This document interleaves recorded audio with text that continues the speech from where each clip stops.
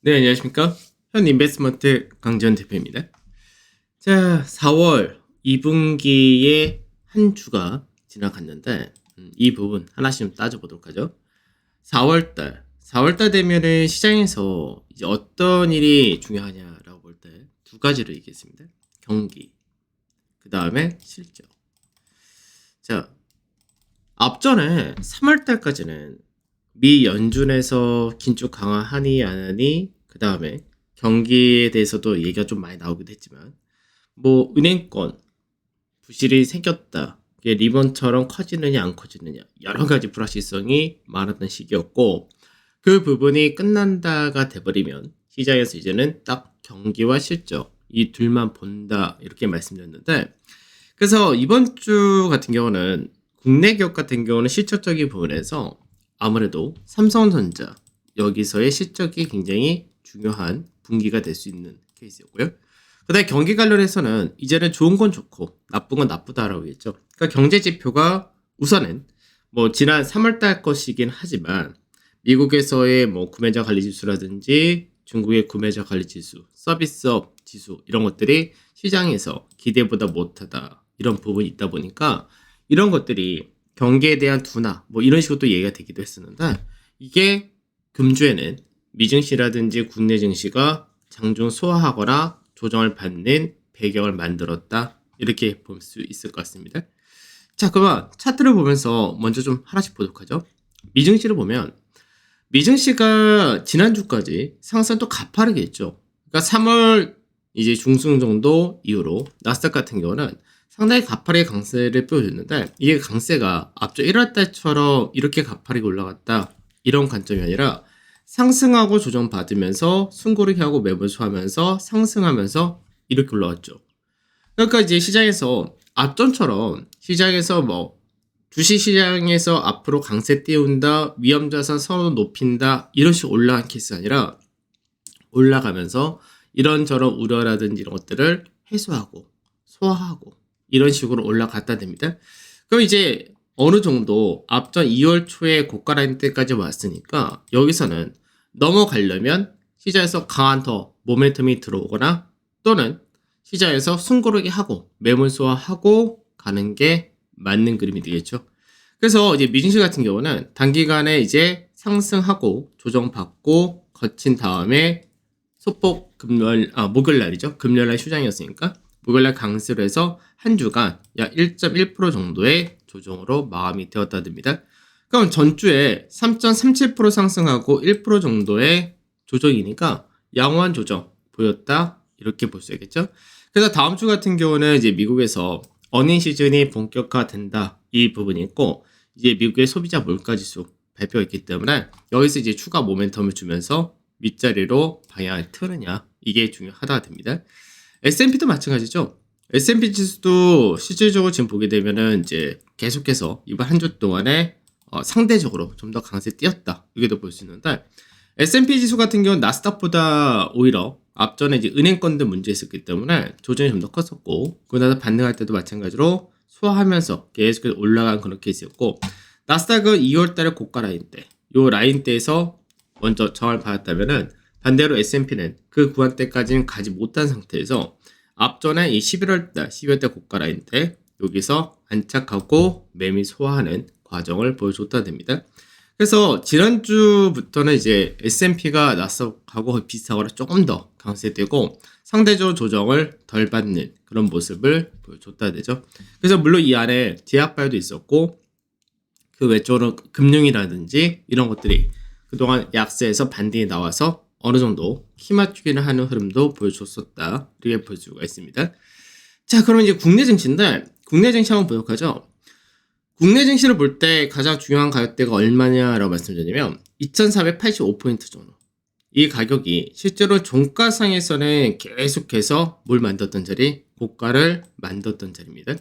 그래서 이제 코스피 지수 같은 경우는 예전에 주가 크게 빠지고 난 다음에 가파르게 한번 반등이 나오고, 그 다음번에도 반등이 나올 때 또 이 자리 때 저항을 인식했고, 그 다음 이번에 다시금 이 라인대를 넘어서느냐, 이 부분이었는데 잘 넘어왔습니다. 그래서 이제 수요일날 마감 방송 해드릴 때는 뭐라 했었냐면 수요일 날도 사실 지수로는 2495포인트를 찍었었기 때문에 이걸 봤을 때 얼핏 보면 돌파처럼 보이긴 하는데 수급의 질 그리고 움직여서 강세를 띄어야 되는 주체 이게 좀 마음에 안 든다라고 말씀드렸는데 실제로 목요일 날은 주식이 또 가파르게 빠졌었죠. 왜? 파생적인 부분에서 외국인들 매도가 컸었기 때문에. 근데 이제 그 부분을 금요일 날 또 가파르게 올라갔다 이렇게 된 케이스였죠. 그래서 이제 실제로는 지수가 이제 3월 중순 이때부터 외국인들 선물 누적 매도가 해지성으로 크게 잡히고 그 다음날 그 라인대를 넘어가면서 숏커버링 들어오고 이게 반복이 되는 케이스였는데 이제 시장에서 한 주 동안 볼 때는 이제 돌파를 확실히 하는 모습을 보여줬다 된 겁니다. 그래서 아직까지 코스피 대형 지수가 돌파가 나온 건 아닌데 시장에서 이제는 종합주가 지수가 먼저 넘어간 모습을 보여줬다 된 것이고 대형 지수가 실제 금요일날 삼성전자를 중심으로 강세가 두드러졌기 때문에 역시 돌파라는 부분은 이제 어렵지 않다 이렇게 보시면 되겠죠.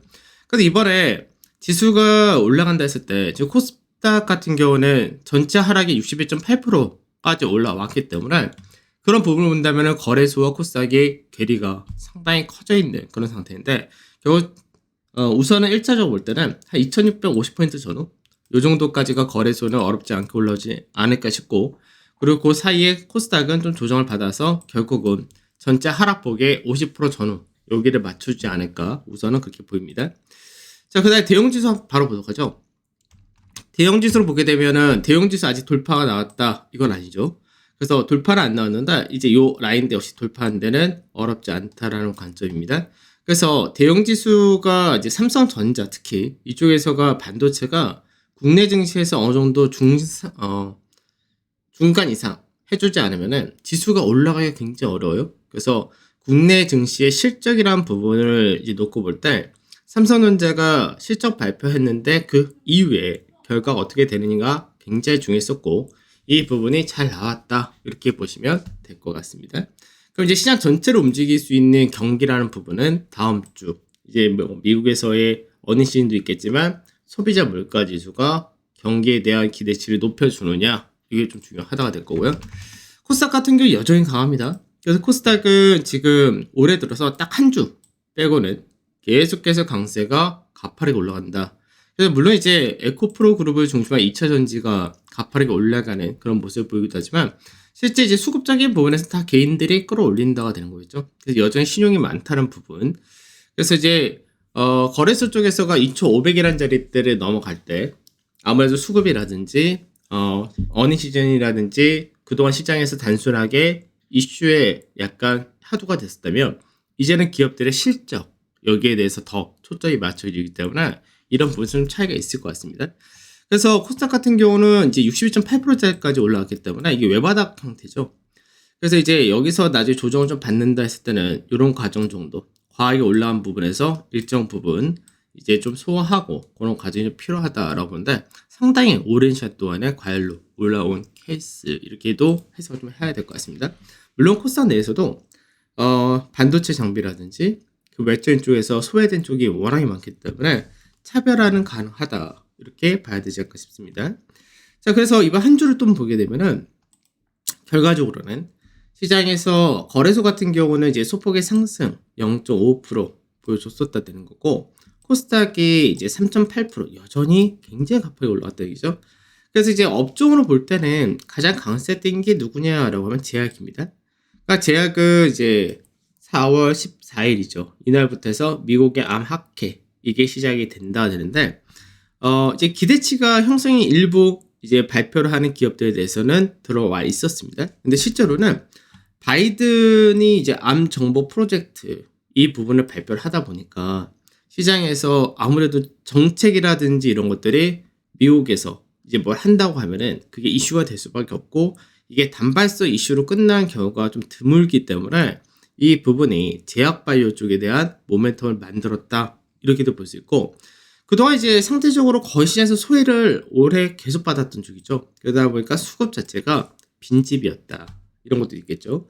그래서 제약바이오, 헬스케어 쪽이 굉장히 강한 상승을 보였던 한 주. 그래서 코스닥에서의 강세란 부분도 2차 전지 쪽에서가 여전히 이제 일부 강세를 띠고 뭐 시총이 높은 에코프로 그룹 이들이 강세 띠면서 올라온 것도 있는데 제약바이오에서 상당히 강한 흐름을 보여줬다. 이 부분이 있습니다. 그 다음에 이제 에너지화학 쪽도 강세 띠었는데 에너지화학은 이제 지난 주말이었죠. 그때 이제 오펙 플러스에서 대규모 감산을 발표하면서 유가가 80불을 회복했다. 이 부분이 유가 관련주 강세를 좀 띈 것도 있고요. 그다음 이제 화장품, 리오프닝 관련해서 그 정유라든지 이런 것들이 강세에 나타났다됩니다. 그다음 조선하고 기계 쪽에서는 조선이나 뭐 대표적인 그 조선 기자재 그리고 원전 이런 쪽에서는 뭐 그렇게 강한 흐름은 없었는데 방산 쪽에서가 좀 강하게 움직였던 데죠. 그래서 방산은 앞전에도 말씀드렸듯이 실적도 올해 좋을 수밖에 없고 향후 추가 수주에 대한 기대치도 가지고 있다 됩니다. 자, 그다음 건설 같은 경우는 앞전에 해외 건설 관련된 모멘텀, 삼성 엔지니어링이 가장 강하게 받았었는데 이번 주 같은 경우 건설주들이 전반적인 반등이 나왔다 됩니다. 그러니까 이 부분은 PF 관련된 부분은 이제 2월달, 3월달 다 끝났다 된 상태에서 이제 국내 건설 경기, 부동산 시장이 생각보다 그게 나쁘지 않다. 이런 이야기가 좀 나오기 시작했고 실제로 기업들의 실적 역시도 1분기에 양호하다. 그리고 해외에서의 이제 수주 발표가 나타날 것이다. 이런 부분이 강세. 그 다음에 IT는 이제 좀 나눠지긴 했는데 결과적으로는 삼성전자가 금요일날 실적 발표와 더불어서 감산을 공식적으로 시사했다라는 부분이 강하게 연결되어서 반도체 중심으로 강세가 나타났다 됩니다. 그러니까 금요일날은 굉장히 가파른 상승을 보여줬는데 이제 수요일날과 목요일날 이날은 좀 빠졌었기 때문에 이제 그런 부분에서 좀 상쇄되긴 했었죠. 다만 이제 실적 발표한 이후에 감산이란 부분이 추가적으로 업황의 개선 속도를 좀 더 빠르게 높일 수 있다. 이 부분을 체크를 하셔야 될 것 같습니다. 자, 그래서 수급적인 부분에서는 이제 외인들이 목요일날이었죠. 목요일날 외인들이 선물에서 워낙에 대규모의 매도를 하면서 그 부분이 시장에서 외국인들의 현물 매도 그리고 프로그램 매도 같이 출회되는 그 양상을 만들었었는데 결과적으로 이제 금요일날 외국인들이 매도했던 부분에서 절반 이상 그 부분을 축소를 한 거죠.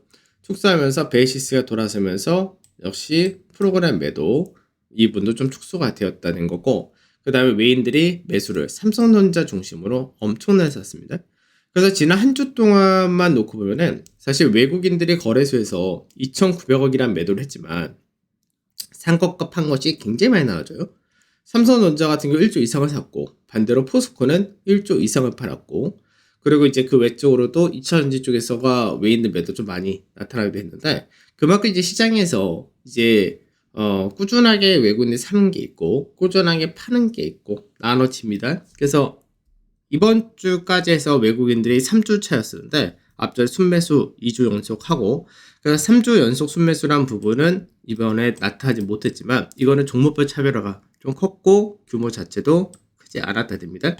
그러니까 기관에서는 이제 요 근래 그 투신과 연계금 이쪽에서는 뭐 어느 정도 비중을 조금 줄인다 이것도 왔다 갔다 한데 마찬가지로 거의 종목별 차별화 정도 이어진다고 보시면 될 것 같고 코스닥은 여전히 이제 개인들 중심의 시장이다 보니까 외국인과 기관의 매매 규모는 역시 좀 작다가 됩니다.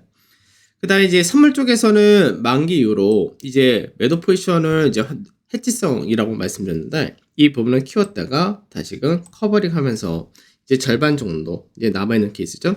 그래서 다음 주가 옵션 만기인데 다음 주 옵션 만기는 좀 기대를 해도 되지 않을까 그렇게 판단이 됩니다.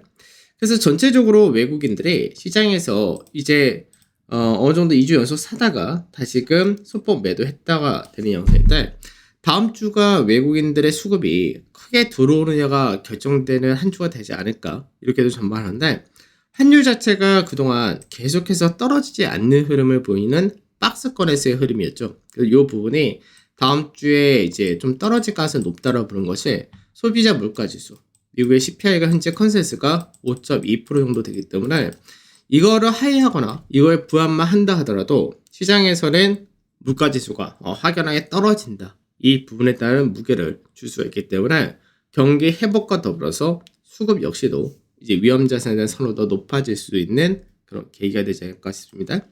그래서 시장이 이제 4월 한 주가 지났는데 4월 한 주 동안에 필요했던 부분들이 우선 아까 얘기했던 대로 1차적으로는 실적적인 부분에서는 삼성전자가 이번 어닝 시즌에서의 가이던스를 어느 정도 보여주는 과정이 필요했었는데 잘 나왔다 된 거고, 경기적인 부분에서는 이제 경기가 회복된다, 물가가 안정된다는 부분을 다음 주에 보여주면서 국내 증시가 실적, 업황 회복의 속도, 여기에 따른 기대치가 2500포인트를 확연하게 넘어가는 흐름을 보여주지 않을까, 이렇게 전망이 된다로 보시면 될 것 같습니다. 한 주간 고생도 하셨고 수고하셨습니다.